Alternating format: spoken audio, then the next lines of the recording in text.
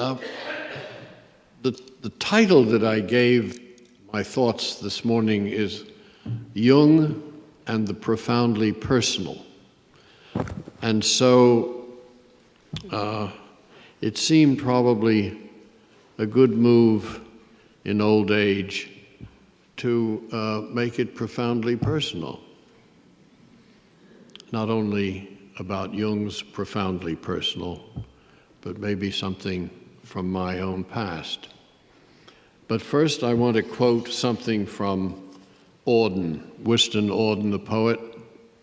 "We are lived by powers we pretend to understand." And that's the whole thing. And the work that Sonu has been doing, the work that Jung did, what that book is, and what Jung spent his life trying to write and make clear, is the pretending to understand, trying to understand the powers. And we are always up against the enormous limitations of the mind and of language in attempting to understand the powers that are living us. And once we enter the realization that we are being lived, we are not the sole agents. The ego is a myth, a figure. I've never met one anywhere, except the word somewhere or another. That all of that is attempts to understand the powers. And this changes the way one imagines what's going on in life and what happens in relationships, what happens in therapy, what happens everywhere else. We are being lived by powers we pretend to understand. Of course, I never understood this, still don't fully, but feel it. And this is June 2010. In June 1961, I was then 35, and I was allowed to go out to Jung's house and pay homage to Jung's body. He was in a separate room, and some of us went out to Küsnacht from Zurich. I remember carrying a lily, one of those huge lilies with white, those exquisite things that you see imaged in Psychology and Alchemy, and being received beautifully by Frau Lilly Jung, Frau Hörny, Frau Gret Baumann, and we sat on the sofa sometimes, different people coming and going, and I looked at photographs from the old days, and we were beautifully received at this time of mourning. So it was probably the second or third day, I don't know exactly. And so I had my moment in the room with the body and paid homage, had my lily. And the message, the meaning that I was given was get out or get on or gets over, something like that, and do my work. Now, after that, interesting that lily, because I remember Yolanda Jacobi, a member of that group at that time, brought red roses. I brought the anima image of the lily. I was the young man of 35 who was anima possessed by the idea of the soul, the softness, the adulation, all of those virtues that the lily was. But the message was, get out, get on, get over, and do my work. And that was the truth. So then for years and years and years and years, it seems to me, I was doing the work. And at the same time, I was undoing the work. And I was living the tension that Sonu Shamdasani spoke of last night, the tension between the public and the private. Now, I have breached that or resolved that tension for a moment by telling that story. By telling a story that is public, or telling a story in public that is intimately private. And Jung's The Red Book is a book of deep, deep, intimate privateness. So of course there's this tension. What part is public? What part is private? How far do you go with this or with that? Of course, in late life, it's resolved. The whole business becomes what's public and what's private anyway. And what difference does it really make? We are all scandals.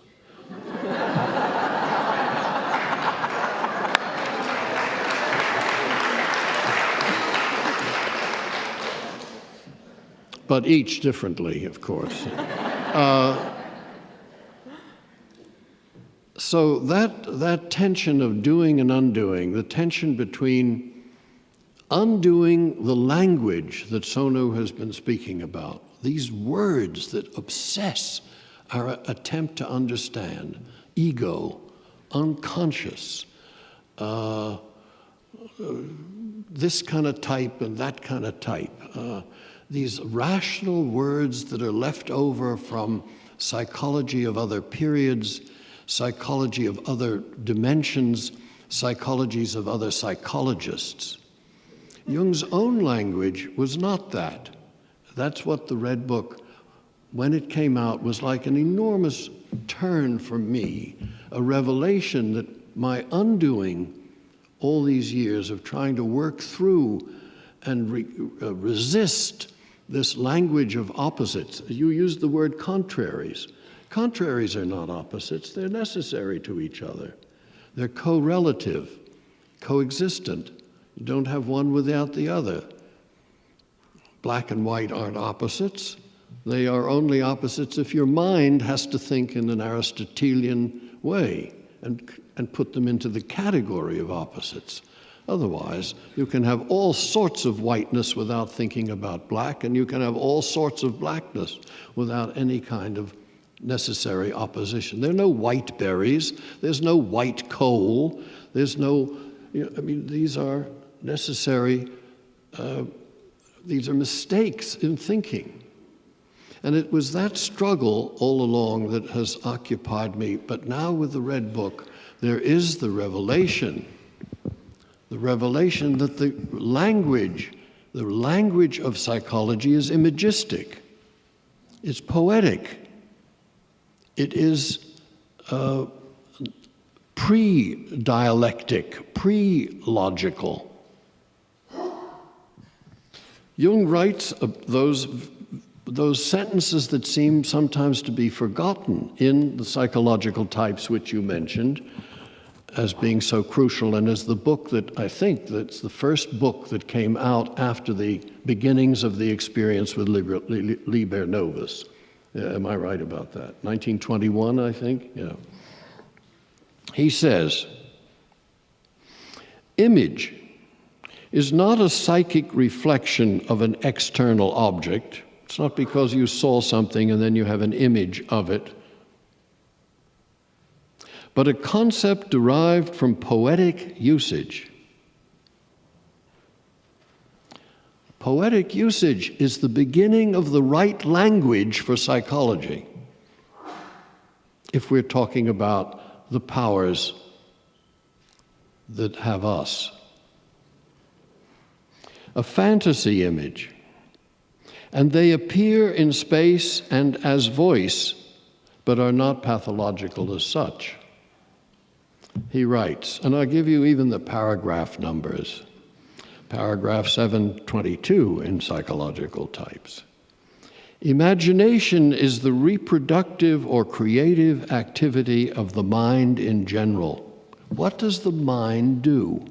It doesn't invent words like ego. It invents imaginative forms, figures, melodies, poetic phrases, moments of insight, intuitions, formula.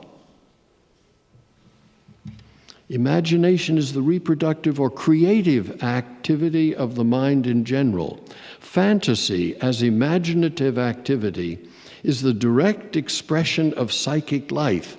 What does the psyche do naturally? As a chicken naturally lays an egg, the human psyche fantasizes. That's its primary activity.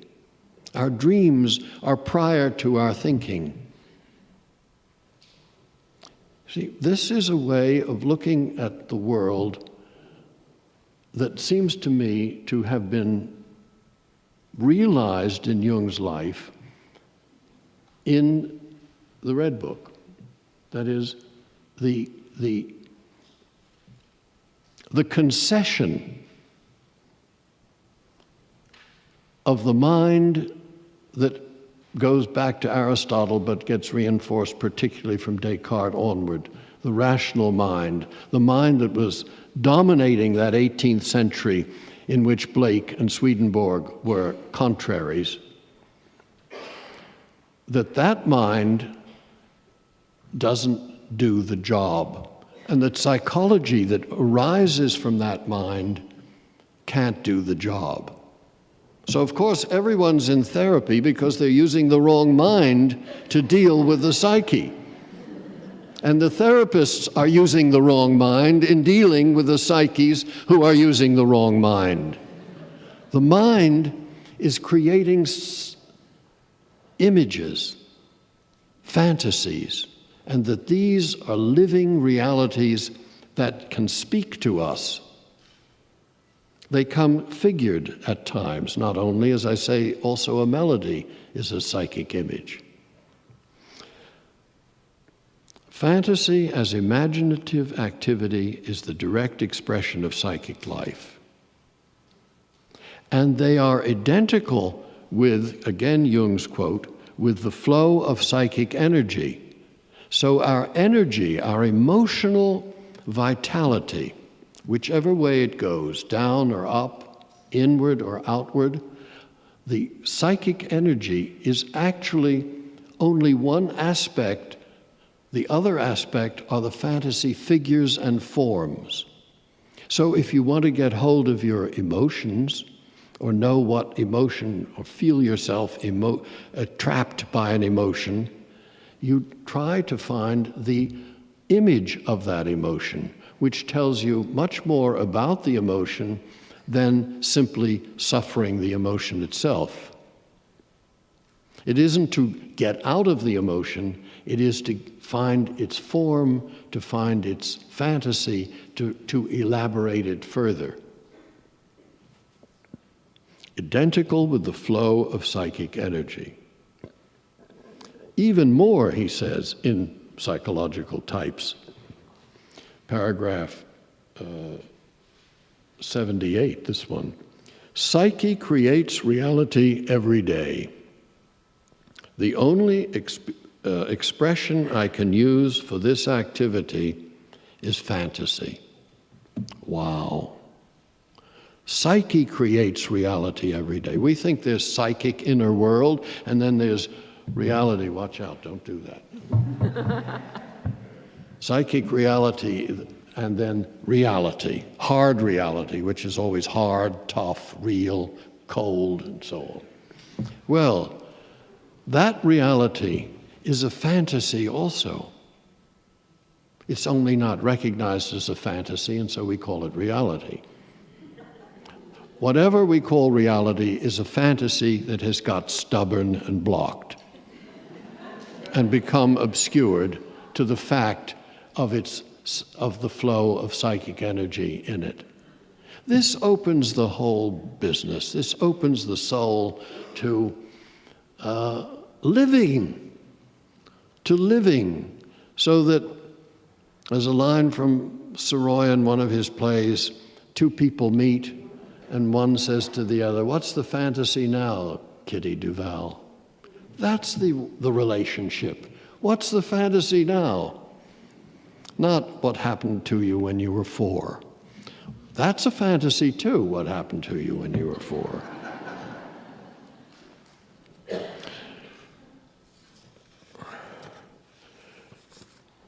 Now, what I'm trying to elaborate is also that it is profoundly personal.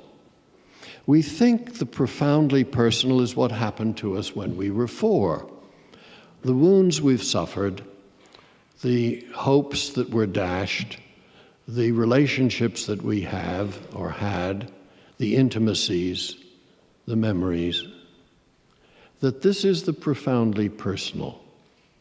But these are the things that happen to everybody. Everyone has been jilted. Everyone has been disappointed.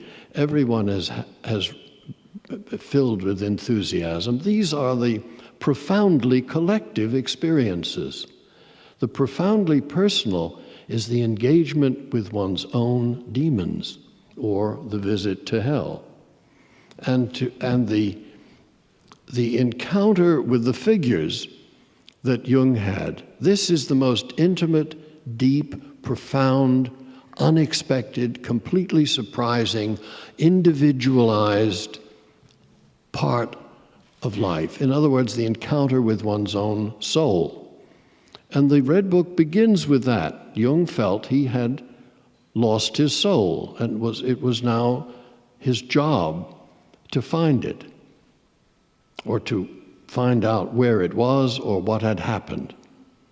This is the profoundly personal. Now, this changes a lot, because the entire realm of psychotherapy for 100 years has been going down the avenue of the profoundly personal is my personal life, my personal memories, my personal childhood, my personal experiences, my personal, the subjectivism of my, what Freud called the Tagesreste, or the personal unconscious, or the repressed. But there is something else that is not collective in that way, and not collective, let's say, that is not common to us all, but has some deep individual, fateful aspect. And this is what Jung was engaged with as I read the Red Book. He was engaged with uncovering what are in the depths of the soul that was given to him, and the fate that was given to him. Now that changes what's important in your life. That changes that these things you're trying to work out in regard to your personal life are really being lived by powers we're trying to understand. And it takes a kind of courageous fiat mihi, let it be done to me, to drop into that.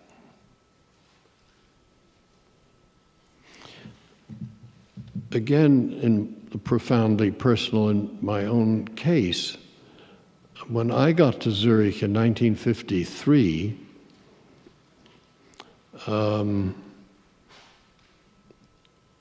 the terrors of what lurked that I didn't understand or was afraid of seemed to me to be down below. Now, I hadn't read about Jung's descent through the hole that he dug, but I had that feeling that there were things that were going to come up and get me. And I took to making little paintings of what might be down there, because this was encouraged by my analyst. That seemed to be the way you did things. And I recall the descent in my moment was into water. I went down deep into the bottom of the sea, and there were a lot of creatures there that were going to grab me and hold me and do things and so on. And I had the experience that I could breathe underwater. And that was a revelation. Whatever a revelation is, that seemed a revelation. That I could actually stay in this realm and do things, talk,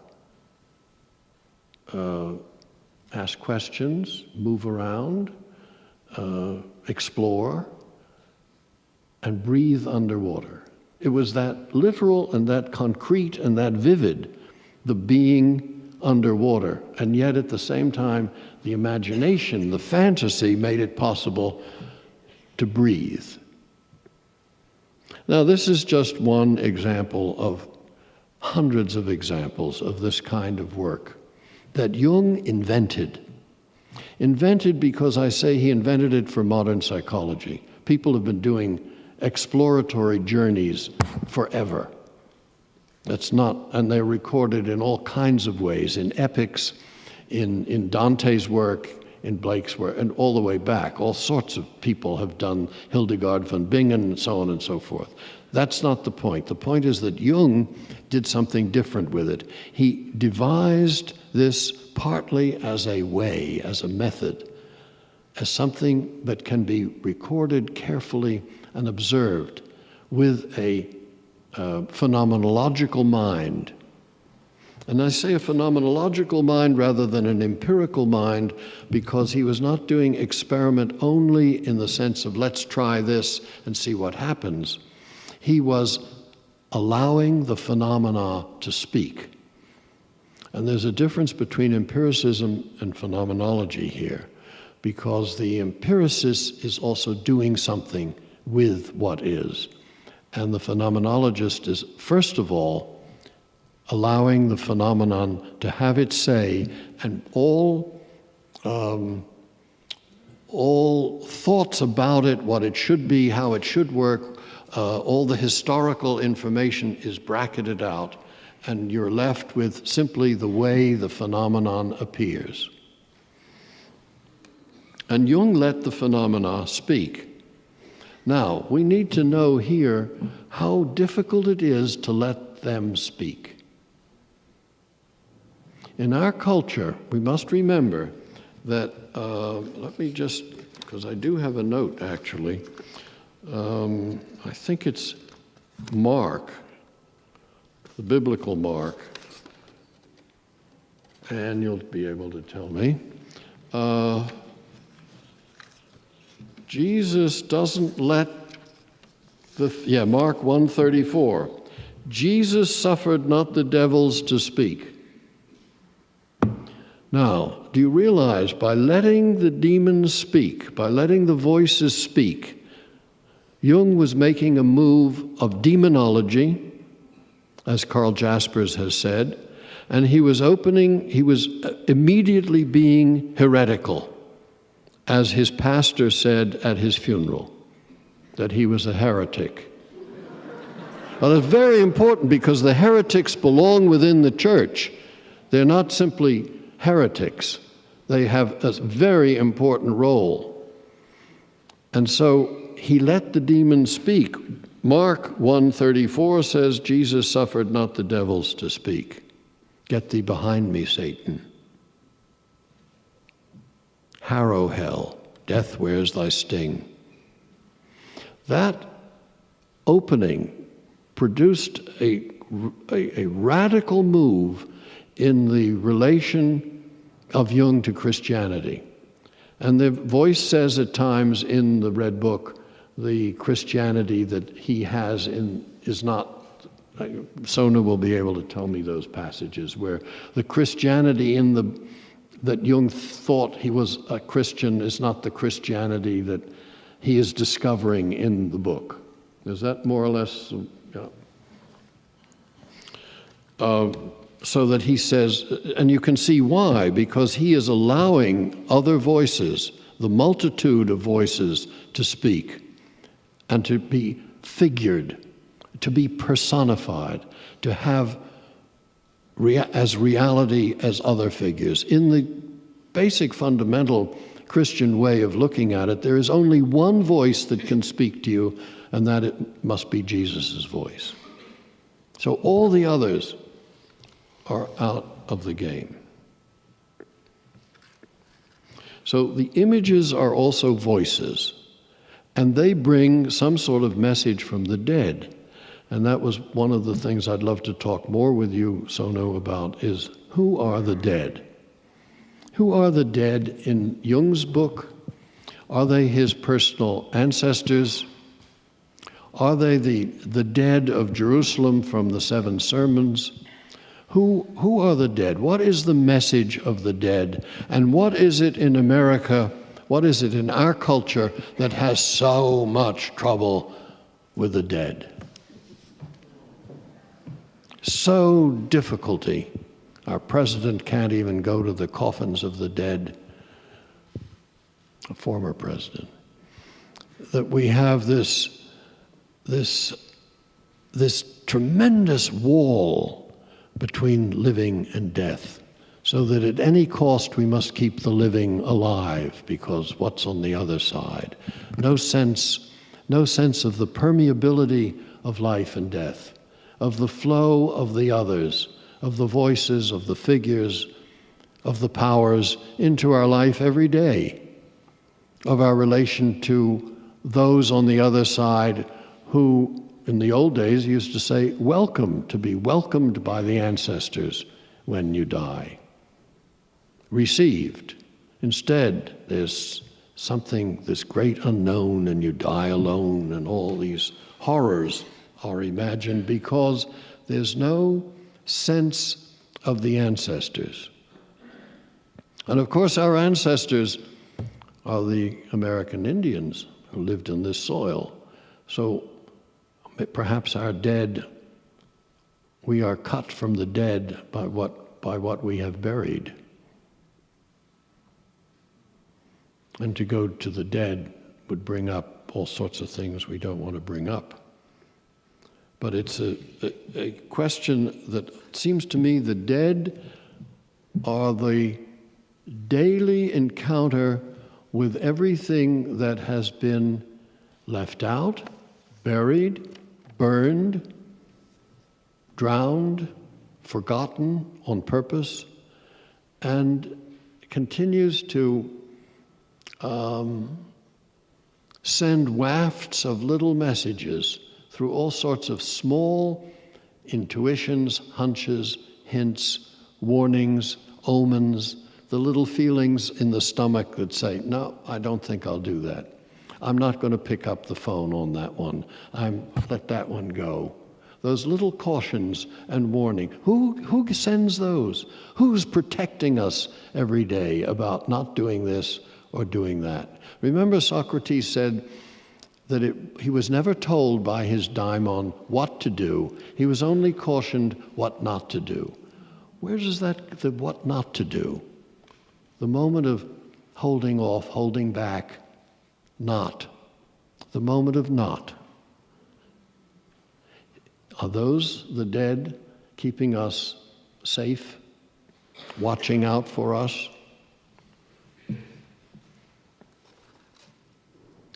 Today, this book is so enormously, how many thousand? Could I have those figures again?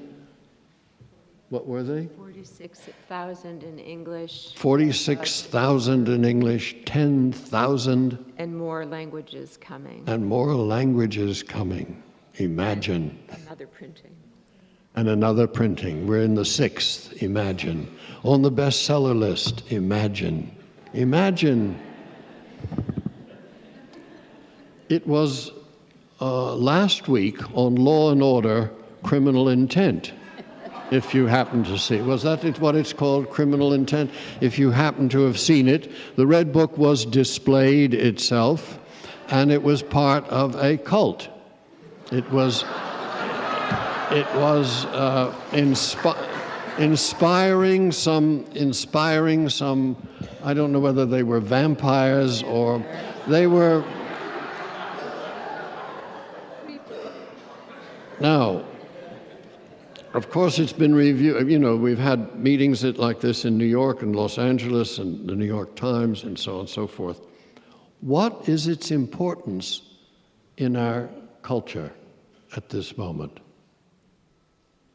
Is what I have been saying about the dead, about the voices, about letting the demons speak, about the deep polytheistic background that has been forgotten, about the depth of the profundity of one's personal life and its importance, and the individual search for, not for meaning, but for image, for images. Meanings don't carry you through, but the images are your companions.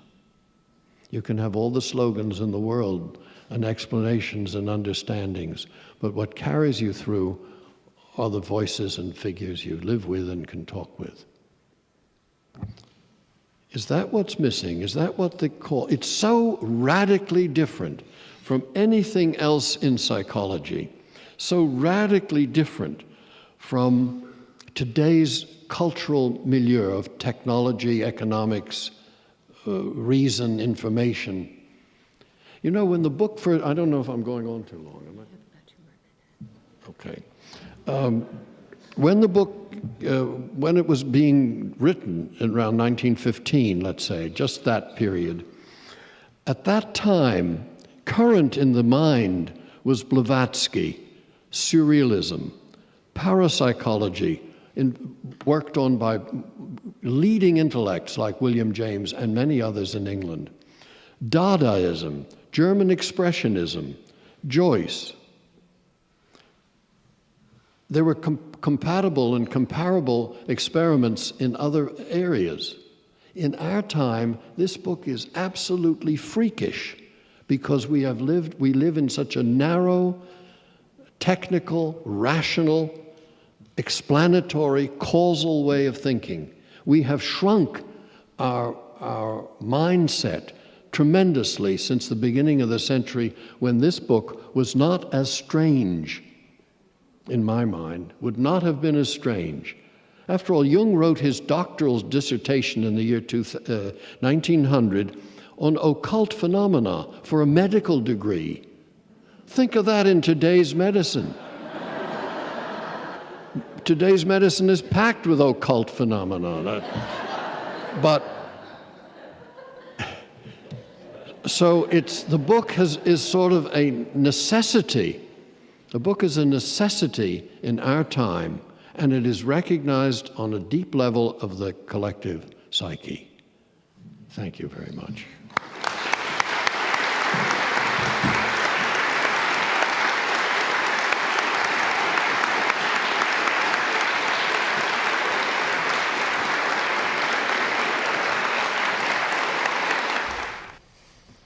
There's a famous sentence of Joseph Campbell, I'm not referring to Follow Your Bliss, that goes something like this. You know, when you want to locate a quote and something you think you know very well, it disappears from memory.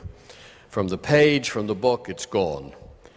This is supposedly a trick of Hermes, who is the god who helps you find things suddenly and who helps you forget things suddenly, just as magically, and seems to take over more as you get older. Anyway, the phrase or the quote says, "The gods are not in Greece or in myth books or even in Campbell's books, but are right on the corner of Broadway and 42nd Street waiting for the lights to change." They are facts of everyday life, not merely the glorious and frightening images printed so beautifully in Campbell's massive works, books almost too heavy to lift, appropriately, I guess, since Joseph Campbell did much of the heavy lifting that brought so much of the body or the corpus of exotic mythology back into our public discourse. He helped resurrect the gods, the facts, into the facts of everyday life. Now, there's a very old question that has haunted people who are interested in myth, and that is, have the gods truly fled? There was a famous poem by Hölderlin about the gods have fled, and that this, in a needy time, in a dürftige Zeit, even should this indeed be a time of need, a time of impoverished soul, does it necessarily follow that therefore the gods have fled? Can they leave the world at all? That's an even more necessary question. If they are the world as the powers within its variety, how can they be separated from it? Are they not the immortality, the athnetos of the world, giving every item of this world its inherent transcendence, its sublime enchantment, imagination, and beauty? That is at once also fearful, cruel, enigmatic, and profoundly ununderstandable. Why has the modern age accepted the thesis that the gods can simply up and go? Certainly their absence, if that is the case, cannot be due to us, to our having deserted their groves and altars and failed their rituals and sacrifices and forgotten their mysteries. Up to us. They surely cannot be that dependent on what we do or not do. If that were the case, how could they claim their suprahuman authority in the cosmos if their presence or absence depends on our behavior regarding them? The gods of myth are really nothing more than what both Orthodox religion or secular relativism and rationalism insists, fictions of human fantasy. So the question turns again, who and what benefits from declaring the ancient gods dead or fled? Who wants them gone? And with their absence, all pagan feeling, all pagan style of consciousness gone as well. One thing is sure, both historically and logically, the absence of the gods allows the world to become res extensa, as Descartes called it, a mathematical space calculable in forces, adrift with the litter of soulless objects. All soul, all mind, all consciousness condensed inside the human brain, putting nature at the disposal of the human will. The absence of the gods is not only an efficient secular convenience, an industrialist opportunity for exploitation, a hubristic inflation of mortal humans. Much more, the declaration that the gods have fled is also a Christian convenience. Their absence leaves the world open with plenty of room for the presence of Jesus the Savior, who gives his redemptive, apocalyptic answer to the needy times. But who needs redemption, salvation, resurrection? Only the guilty and the dissatisfied. There have been many scholars of religion and history, of myth and literature, of arts and philology who have intimated the survival of the pagan gods, hidden within the Christian mythos, disguised presences despite their official and evident absence.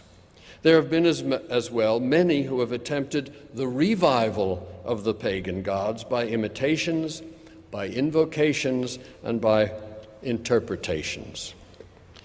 Myself, I have followed a method that springs from two famous sentences often used by and quoted from C.G. Jung.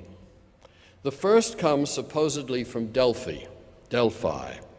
It is a saying cut in stone and placed as the lintel over the front door of the house where Jung lived and worked for most of his long life.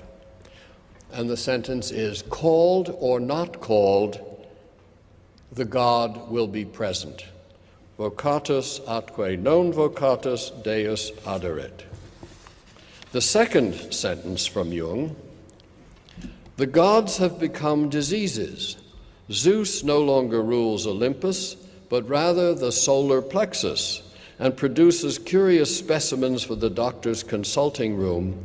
or, often not included in this sentence, but from Jung, or disorders the brains of politicians and journalists who unwittingly let loose psychic epidemics in the world.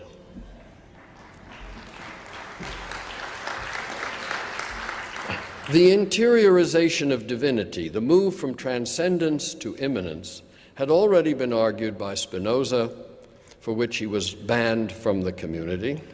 The move was further presented by Heinrich Zimmer, the Indologist, who said, again famously, all the gods are within. And Heinrich Zimmer was Joseph Campbell's first, let's say, mentor, tutor, to whom he apprenticed.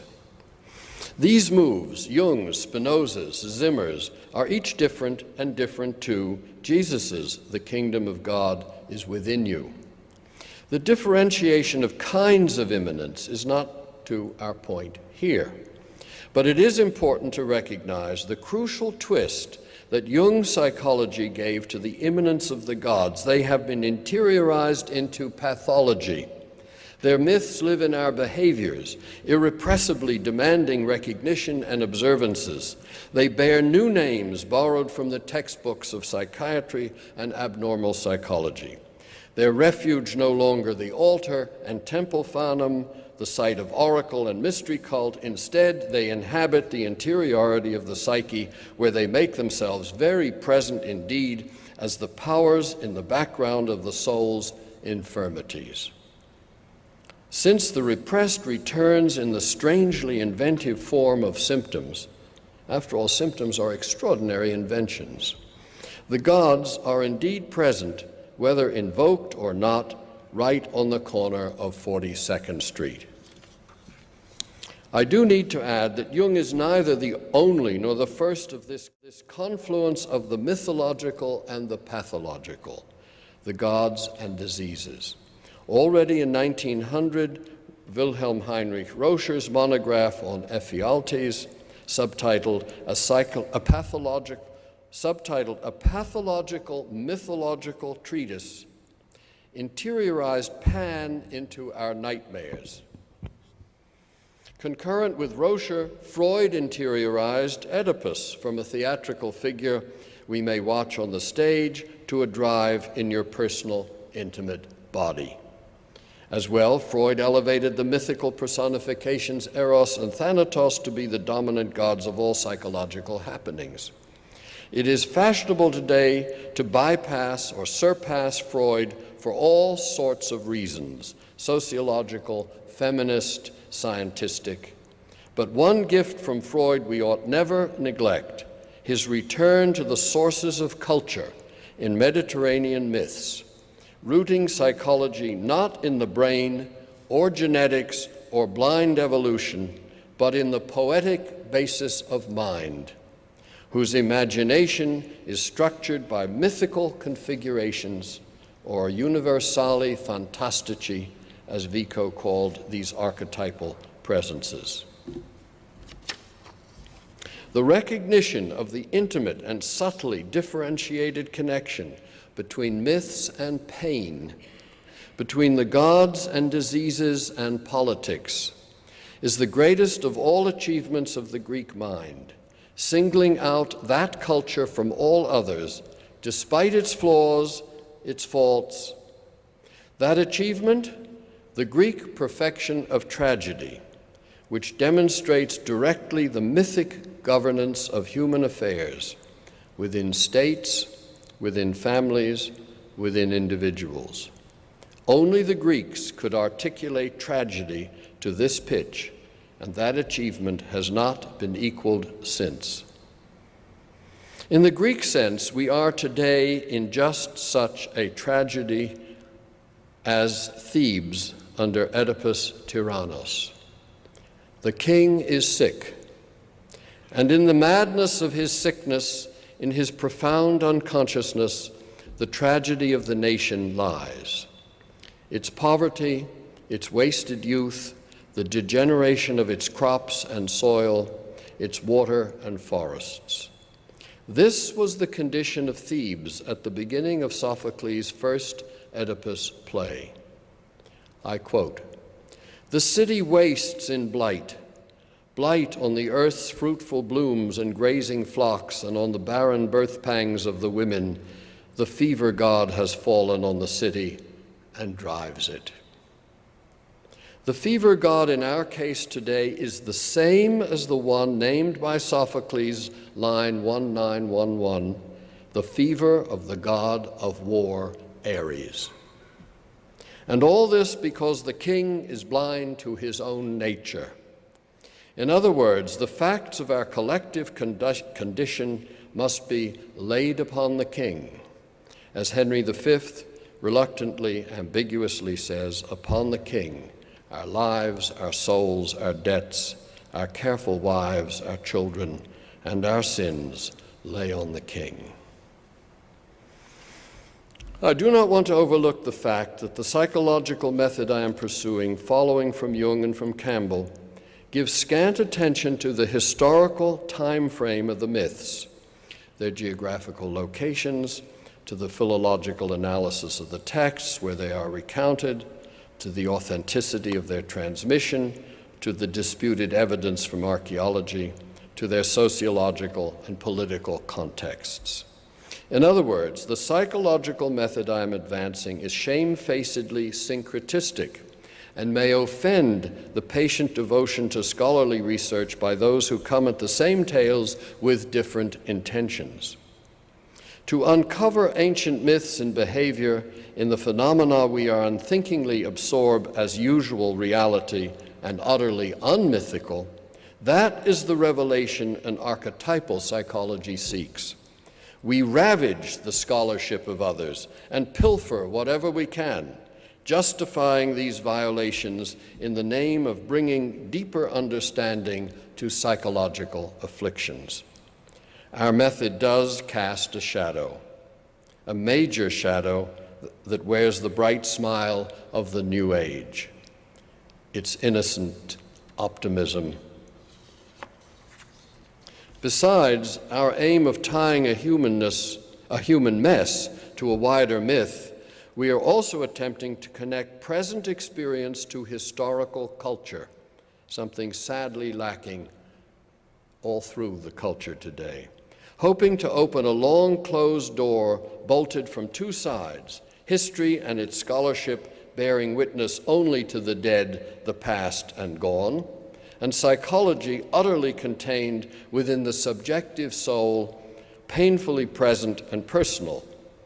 Jung and Campbell, and those of us here who work in this tradition, attempt to show how Western antiquity can be relevant to the life of the psyche and how psychic life can vivify Western antiquity.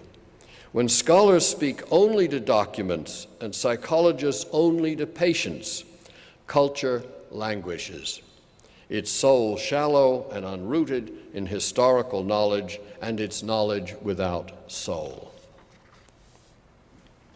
Let's go back to 42nd Street.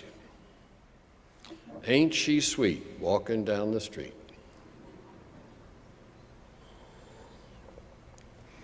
Behavior, action, myth as it moves along unspoken.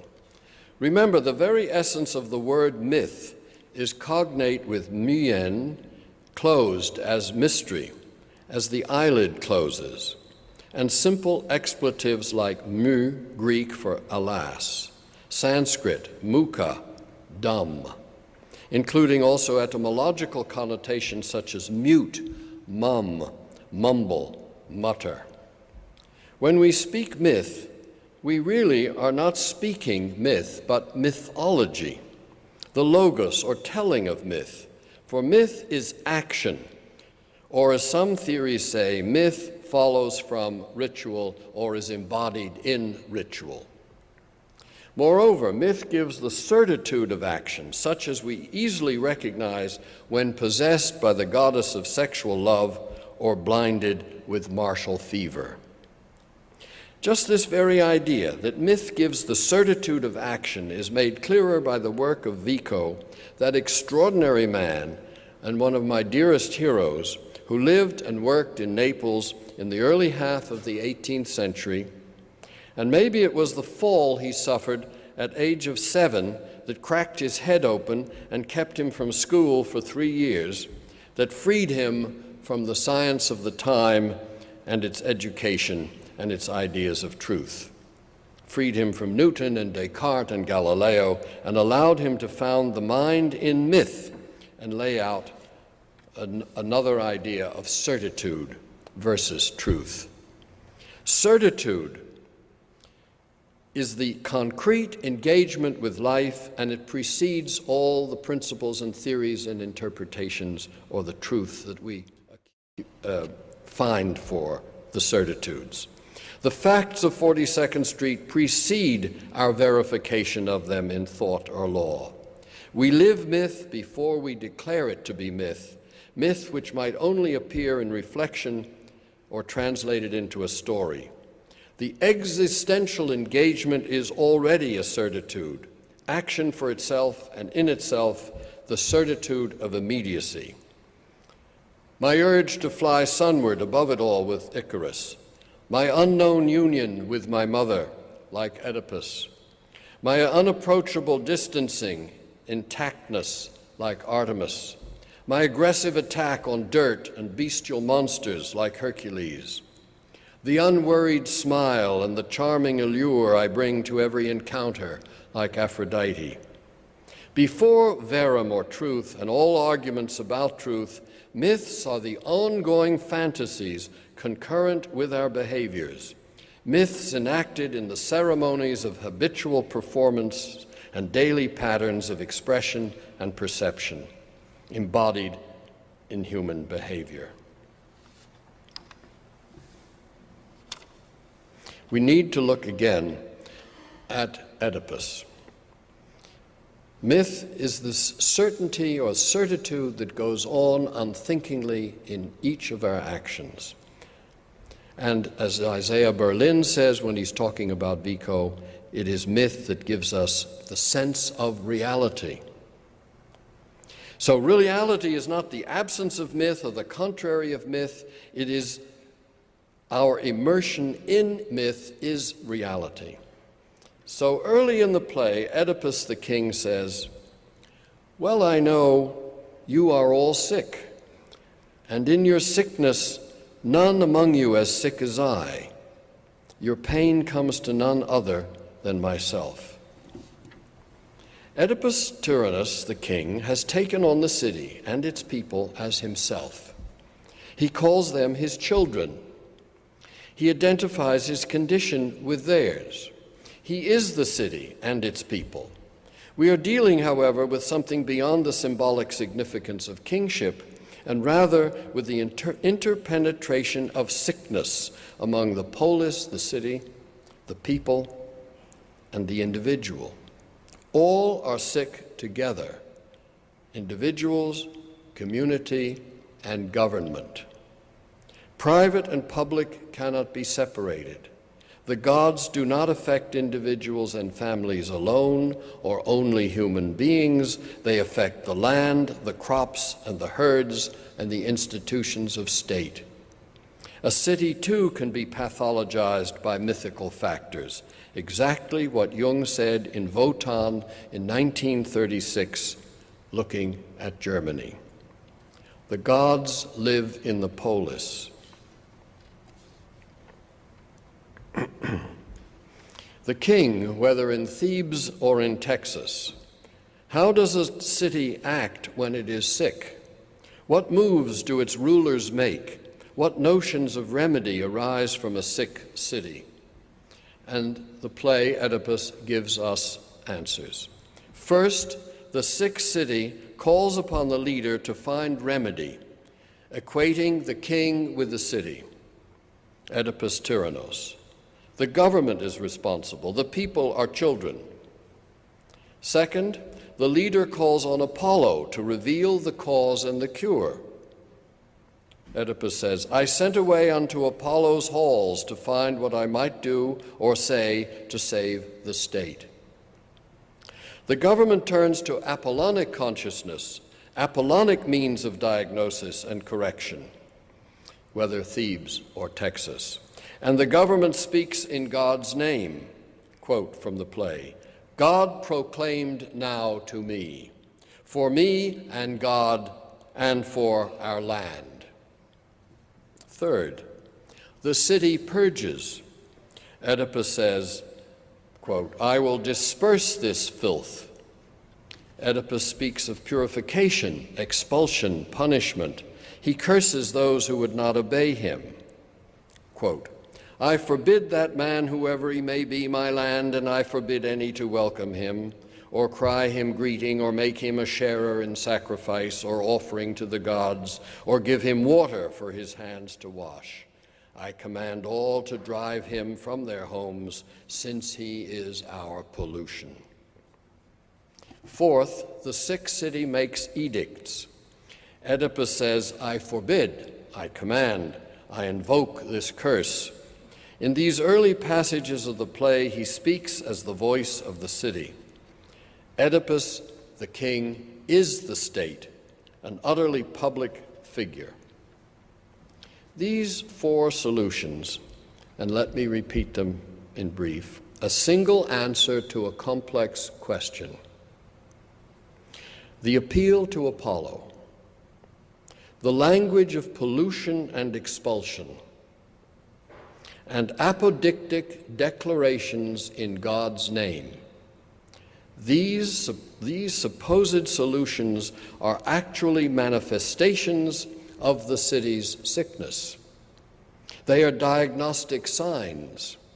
The solutions imagined by a patient for his illness belong to the image of his illness. That is why therapists listen closely to what the patient wants at the beginning of therapy. How the patient imagines remedy and what measures he is already pursuing show how the patient is constellated by his condition. The solutions to the problem of Thebes present the problem of Thebes. The simplistic Apollonic solutions to America's disease are part of the disease itself. The classically ritual solution could only be sacrifice of the king.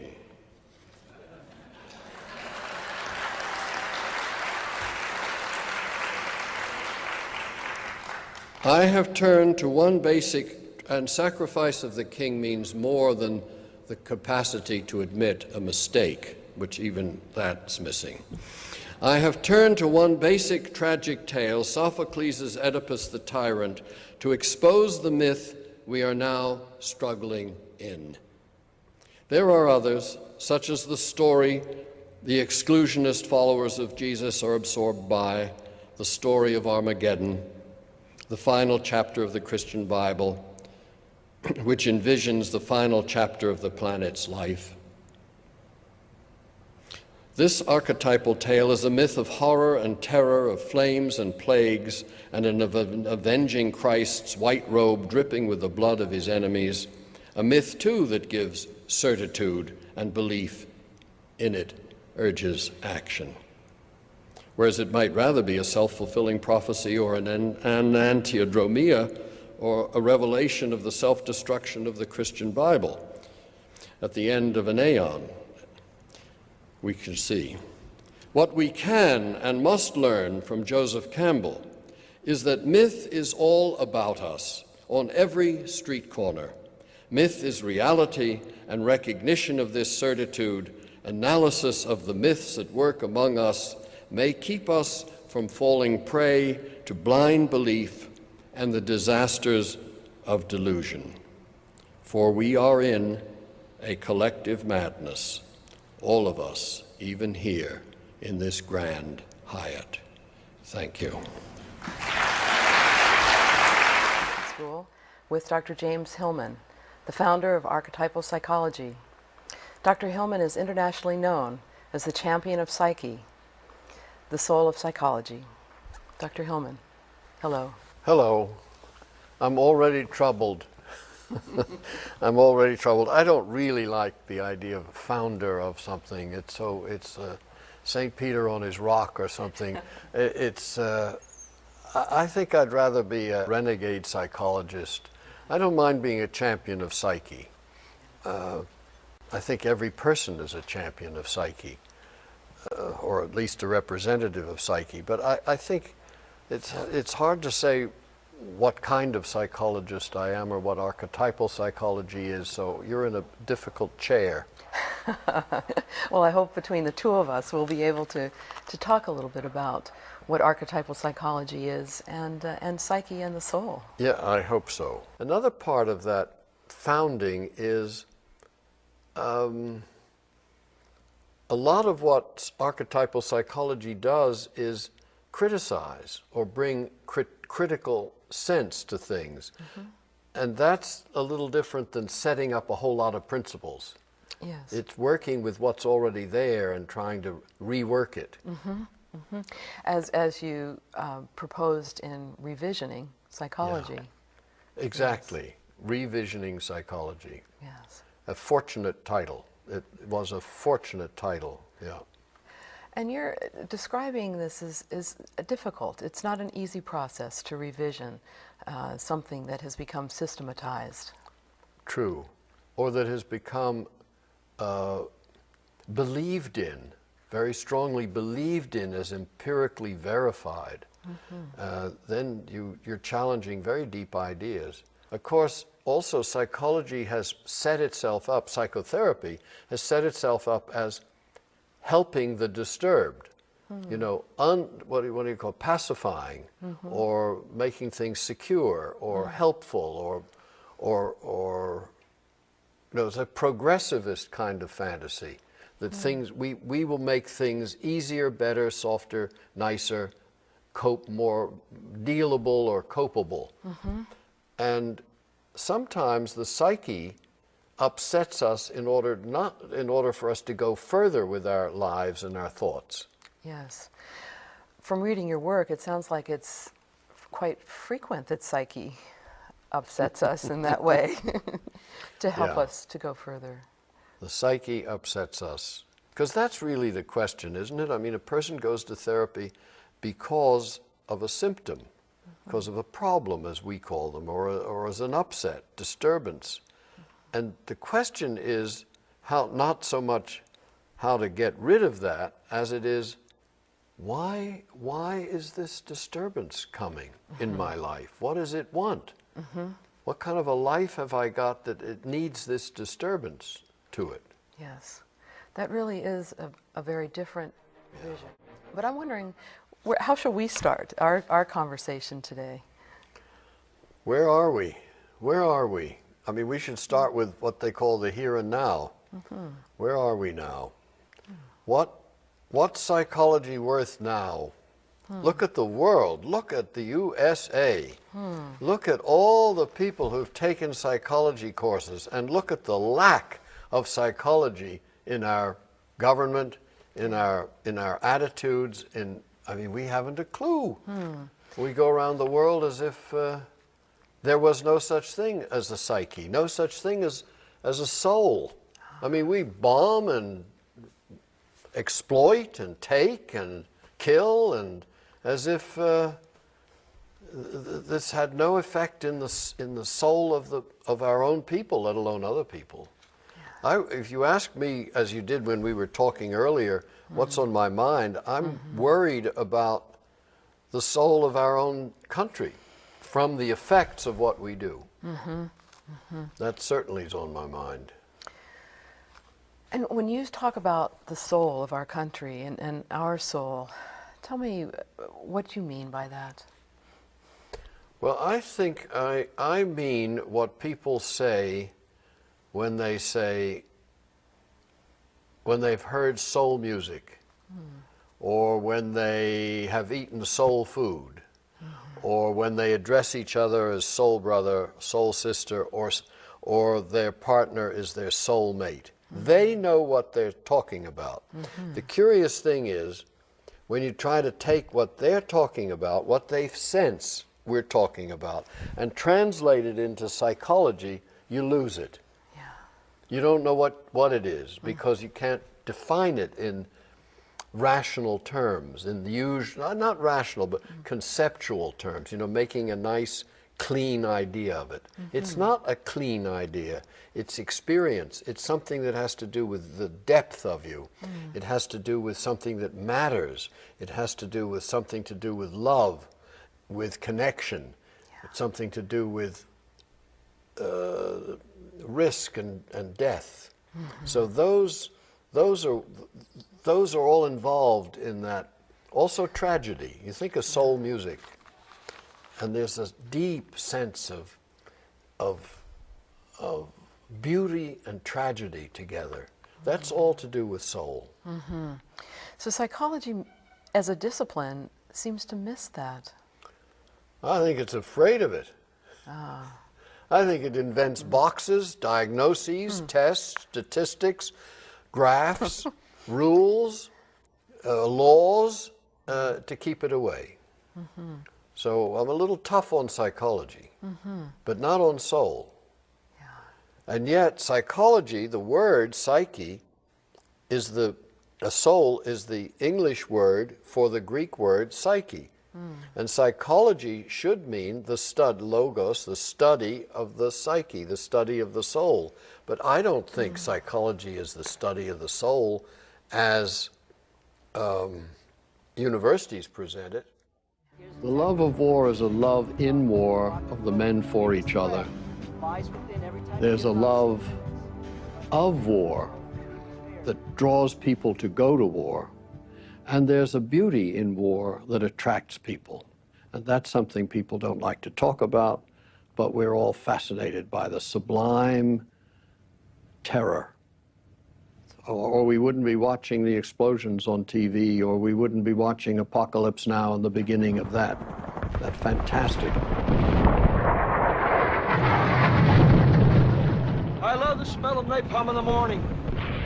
The reports say it again and again and again. I never saw such a beautiful thing in my life as this plane blowing up, as this bomb going off. Nobody wants to hear it, but it's there. The interesting thing for me is how Mars, the god of war, is coupled with Venus, the goddess of beauty and love. Why is Mars coupled with Venus? Now, when you like to think in opposites, then you say, well, Mars is ugly and hairy and red and brutal and raging, and Venus is sweet and the oyster shell and the pearls and water, and they're opposites and they take care of each other. But I think there's an innate connection. It's the way of solving the Mars problem. And that's why the military has such extraordinary rituals of beauty. The attraction to the military offers an aesthetic intensity. Parades, music, uniforms, weapons, the love of all that, and the discipline that goes with that calm keeps Mars from being a raging, fanatic brute. That's why there is all that chicken in the military. It keeps it in a Venusian form. So you have salutes and mess orders, flags, banners, decorum and all that. And the interesting thing for me, they may march off in a state of euphoria with the bands playing and mothers kissing them goodbye on the railroad tracks, but that's not what keeps them there. The element in common between the different kinds of love would be that one is transported outside of one's usual. The ecstasy can be the highest moment ever experienced, as many battle veterans say. That would make it in common with other kinds of passionate love, sexual love, divine love, mystical love. You become crazy in a way, just as you do in a passionate affair. You become crazy. You do things you should never do. You break the rules, you break the bounds, you're outside of yourself, you find a whole new personality in yourself. Maybe that's a shadow of love. It's not love in that peaceful, mamby-pamby notion of love, turn the other cheek and all that crap. They've tried that for how many years? 2,000 years? that hasn't stopped any wars. One of the interesting things about the love of war is that men who come back aren't able to talk about it. Why can't they talk about it's like a mystery. When a person went through the mystery cults or a deep religious experience, there was silence. You don't talk about it. It's not only that they experience such horror, but they experience such depth, such terror and such beauty at once. When the men in the Second World War and in the First World War, the American men were asked what they were fighting for, why they were there, the interviews all came out the same way. They were there not because of democracy, not because of protecting the country, but for the other guys. They were there for love of their unit.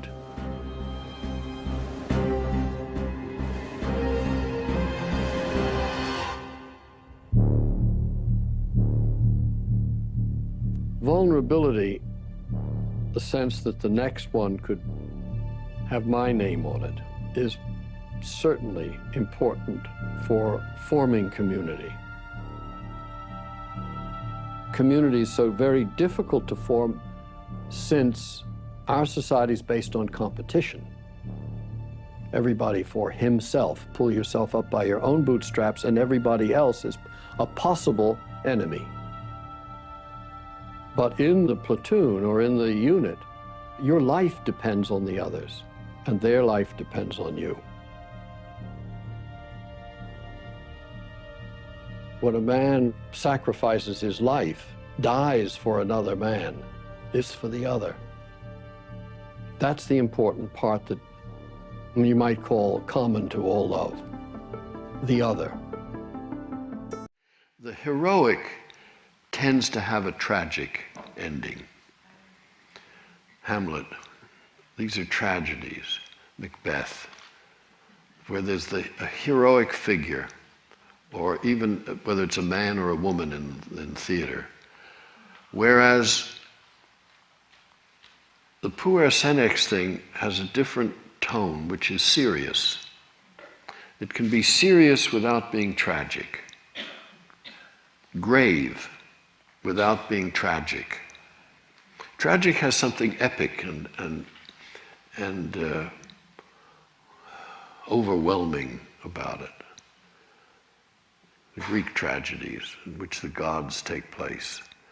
There's something very serious about the puer's faithfulness to the work or the vision, and the senex way it's serious, even if there's foolishness and all these other things that I've mentioned. But to be serious is not the same as to be tragic. And it is taking the vision seriously and valuing the vision that produces, as you say, an ordeal, or it was said yesterday, the ordeal.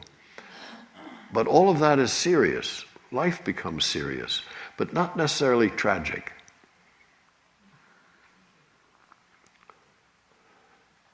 Tragic's a pretty big thing. And the sadness goes with the senex, what the senex brings to life. Quality of sadness. But do you know what the word sad really means? It means sated. In the Old English, you were sad after eating a meal. You were sated, you were satisfied. And that all goes back to satis in Latin, meaning filled. So we're talking still about being filled by one's own process. Yeah. And the French word for pregnant is gravide or grave. So do you see, things that are serious are also pregnant and rich and full and so on. without it being tragic. It talks about the force of character, Yeah. and the relationship between aging and character. That's the main Tell point. me about that relationship. Well, the idea there is that as you get older, more and more of your character begins to show. It comes through the cracks. During the middle of your life, you're all caught up in conformity, responsibility. You have to get the shoes on the kids' feet and pay the mortgage and get the car fixed and, you have to conform. But when you get old, you can become a character. And so aging is the sine qua non of developing your true I character. think so, or of revealing it. I don't know whether you're developing it, but it's happening to you. It comes through. You find yourself through a whole lot of sudden outbursts of anger, peculiar tastes, strange fantasies, unusual interests, new affections or affiliations. You find yourself becoming more and more of a character. Now you take on a number of both conventional wisdoms and modern practices, among them cosmetic surgery. I mean, we're seeing an absolute explosion in the last decade. But you make the claim that this has a very deleterious effect on us as a society. I think it does. I think that if there are no faces in the society that represent, that show life as it's experienced, tragedy, inner beauty, grace, dignity, strength of character, strength of emotions, if there aren't faces that show that, and as Hemingway says, life breaks everyone, and if you can't see those breaks, you're living in a false world. So kids or younger people grow up as if they can eliminate, not as if they can eliminate, but without any models for it. They don't have any faces to see. Who do you see on the media? Who could we look at on the media and say, now there's a face? When we look for faces now, we have to go to ancient cultures, tribal cultures, Native Americans. We look back to find faces. A face with character. A face with character. Yeah. Otherwise, we find falsified faces that are saying she looks wonderful because she's now 60, but she doesn't look it unless you look closely. Yeah, that's right. When you talk about someone looking wonderful, Yeah. the unstated definition of wonderfulness is they look younger Yes. than They look than youthful. your years. What does that deprive us of as a society, though? Elders, people who are who they are, genuineness, authenticity. That's a lot. If And then we lose fail. that, We fail to put values on those things as a consequence. Is that the point you're making? yeah, I don't even think you put values. I think you sense the values of something authentic. Now, you also, one of the things that we associate with growing old is a diminished sex life. Oh, yeah. Yeah, you talk about late life eroticism. Right. Tell me about that. And great images, too. Picasso with his drawings, and he did this burst of extraordinary pornographic, if you want to call them that, but they're beautiful images, 300, 400 of them in 1 year. Complicated, too. Whitman in his late life. Yeats in his late life. They've had bursts of erotic fantasy. And it seems to me there's more potency and more fertility, whether you're man or woman, in your imagination in late life, which says more about your vitality than your performance. But we, in North America, are all hung up in performance. As opposed to imagination and As opposed to intellectual. as opposed to imagination, as opposed to the vitality of feeling yourself alive. And the erotic is part of feeling alive. Right. It doesn't have to be performed at 90, but it can still fill the mind and the fantasy at 90. We also all seem to fear the deterioration, the physical deterioration that accompanies Of the, course, and the there's no aging joke. process, the aches and pains and And the knees that don't. hair in your Yeah, ears. right. And, but you say that you this- can't see in the half light, and the whole business of aging is no joke. But for you, this helps form character or allow that character to come out. I have to ask a question. Why is this happening? Is it merely decay of a machine? Is it merely a tree rotting? Or is there something happening in the soul of the person that is needs this kind of deterioration for some other kinds of things to come forward, such as waking up at night, which happens more in late life than it does earlier in life. I mean, Yes. a kid can sleep right through the night, never get up once, sleep 12 hours. Yet you say this, in fact, that's almost the foundation of your book, is that aging doesn't happen by accident. That's right. There's a purpose to this. I say in the opening sentence, aging is no accident. Right. That's a primary assumption. If you want to take it as an accident, then you can say it's a disease, and then you can try to cure it. And that's what one major approach to it is. I'm saying it's no accident, it belongs to the formation of character. And you need to age, some people need to age in order for that character really to come forward. Well, let's talk about waking up at night, because it's well known that you don't need as much sleep as you grow older, and that you do wake up more often. But you're saying that you're not waking up in the night. You're waking up to the night as you age. Yeah. Explain that. Well, in the middle of your life, you don't have time to wake up to the night. You are so busy. You go to bed late, you catch the late show, you go to sleep, maybe take a sleeping pill so that you're not disturbed. You get up in the morning, shake the night off, and go into the day. Your whole life is day-oriented. Right. But 50% of the world is in the dark all the time. 50% of your life is in the night. So by waking up to the night, which happens, then all kinds of strange things come in on you. Dreams, visions, vengeance fantasies, regrets, remorse. It's true. I mean, you have thoughts in the middle of the night that you never have during the day. And you can't even have, and also creative ideas. You get new ideas at that time. And so you're saying that there's a purpose to not sleeping as much. I like to look at it as if there is a purpose. I don't know if there's nobody so that you can knows. Engage these thoughts. And that you deepen your character.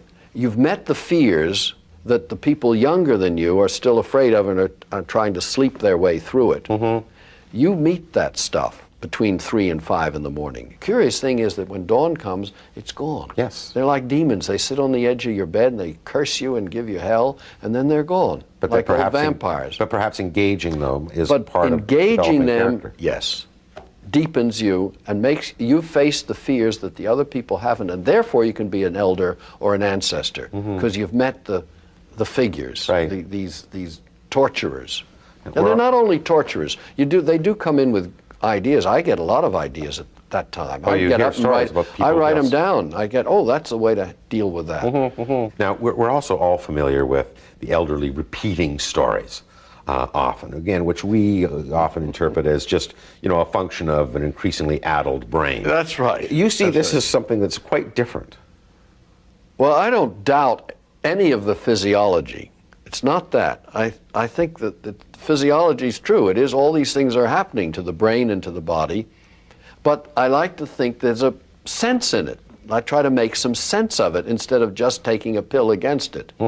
So if the old person starts repeating the same story, why is it that stories have been repeated through millennia? What is it? That's the whole way culture developed, through repeated stories before there was writing. There's something about repetition that keeps a culture going. And the old person is almost compelled to tell stories. And then in some ways, short-term memory loss allows that, that more ancient recollection of what has gone past. And clears the mind of the daily trivia. How to work the newest piece of computer equipment, or how to work the ice machine, and all the stuff that you're supposed to keep up with, and all the daily news and the sports results, and that stuff can't be remembered. You don't remember it anymore. And instead, this other stuff comes in. To pass on traditions and stories. Pass on traditions and stuff. Grandparenting, how does that fit into this? Well, grandparents, have short time in front of them. They don't have a lot of life in front of them. But they have so much more time than the parents. Most curious thing. So they can show the kids another way of living in the world without so much worry. Parents are worried to death about their kids all the time. And the newspapers and the media continue to reinforce that. Are you a good parent? Are you a bad parent? Have I done enough? Have I played? Have I given them enough quality time? This constant worry, kid will get hurt on the way to school. It never stops. So the kid learns from the parents worry, goes into the world paranoid. The grandparents, just by the way they live, the old lady walks across the street right through the traffic, you know, and does her shopping, carries the bags home. There's a kind of courage and adventure for many old people that living alone, facing each day, that doesn't transmit worry, but transmits confidence in life and sees the beauty of the day. And that's a big thing for a kid. How could we be a richer society if we changed our views towards aging process? How would we be different? Well, we'd have models of older people, and older people would be more active in the society, and younger people, middle-aged people, wouldn't be afraid of getting old. That's the crucial thing. The fear in the middle-aged people, middle-aged, 30, 40, 50, are terrified of getting older because they have no vision, and our philosophy, our scientific view of the world has no place for old people, nor does the consumer society. You know, old people don't consume as much. James Hillman, I want to thank you very much for joining me. It's been a real pleasure. Thank you.